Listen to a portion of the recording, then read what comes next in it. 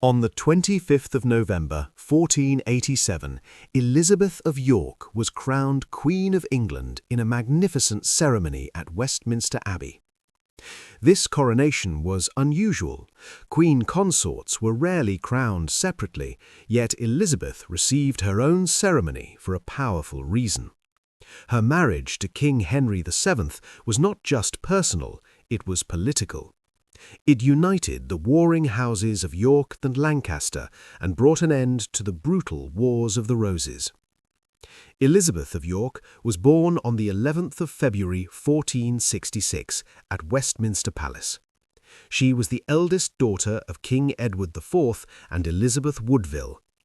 Her birth placed her at the very heart of England's most dangerous power struggle.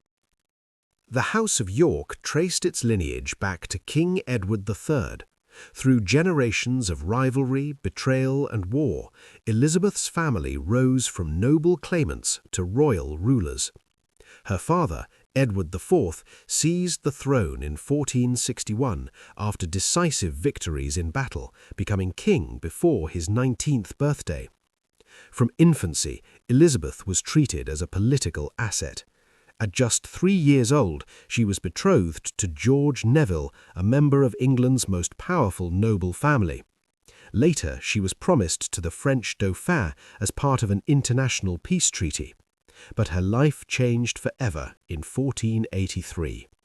King Edward IV died suddenly, leaving his 12-year-old son, Edward V, as king. Elizabeth's uncle, Richard, Duke of Gloucester, was appointed protector, but instead seized the crown for himself. Elizabeth's 2 young brothers were imprisoned in the Tower of London and never seen again. History remembers them as the princes in the Tower. Richard III declared Elizabeth and her siblings illegitimate and forced the family into sanctuary at Westminster Abbey. Elizabeth, once a princess, became a powerless witness to the destruction of her own family. In 1485, Richard III was killed at the Battle of Bosworth Field by Henry Tudor. Henry claimed the throne as King Henry VII, but his position was fragile. The solution was Elizabeth of York. Their marriage in January 1486 united York and Lancaster into a new royal house, the Tudors. It was one of the most important political marriages in English history. Elizabeth was crowned queen nearly 2 years later, once rebellions had been crushed and the dynasty secured. Her coronation symbolized national reconciliation after decades of civil war. As queen, Elizabeth was far more than a figurehead. She acted as the bridge between old Yorkist loyalties and the new Tudor rule. She supported artists, musicians, architects, and early English printing, including works by William Caxton. Elizabeth and Henry had 7 children. Their eldest son, Prince Arthur, was meant to secure the dynasty, but his death in 1502 devastated the royal family. While grieving, Elizabeth became pregnant once more.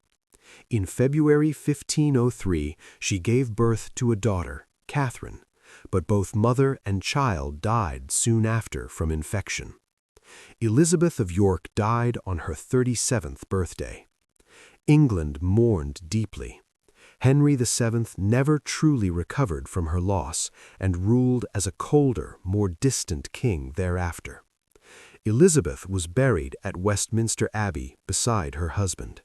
Their tomb still stands as a symbol of unity after chaos.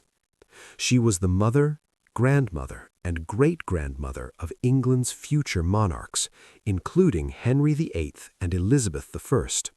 Through her bloodline, the Tudor and Stuart dynasties were born. Elizabeth of York was not merely a pawn. She was a survivor, a symbol, and a quiet force of stability in one of England's most violent eras. She helped end a civil war and gave England a future.